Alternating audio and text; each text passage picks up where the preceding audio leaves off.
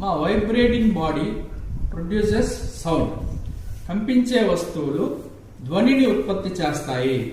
ఇప్పుడు ఆ కంపనాలని మనం చూద్దాం. ఈ కృత్యం ద్వారా ఒక ప్లేట్ తీసుకున్నాం, అందులో వాటర్ని తీసుకోవడం జరిగింది. ఆ వైబ్రేషన్స్ చూడమాట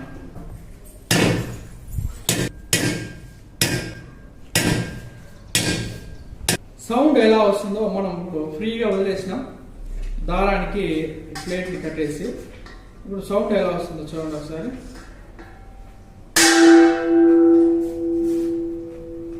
ఇప్పుడు సౌండ్ ఎలా వస్తుందో చూడండి ఒకసారి. అంటే ఇక్కడ వైబ్రేషన్స్ మనం ఆపేస్తున్నాం. సౌండ్ లో వేరియేషన్ చూడండి, తీసేయండి. ఇంతకు ముందు ఎలా వచ్చిందో చూడండి. సౌండ్ లౌడ్నెస్ ఎప్పుడు ఎక్కువగా ఉంది చెప్పండి, ఫ్రీగా వదిలేసినాం. అంటే వైబ్రేషన్స్ అనేది ఫ్రీగా ఎయిర్ లో మూవ్ అవుతాం, మనకి చెవికి చేరింది.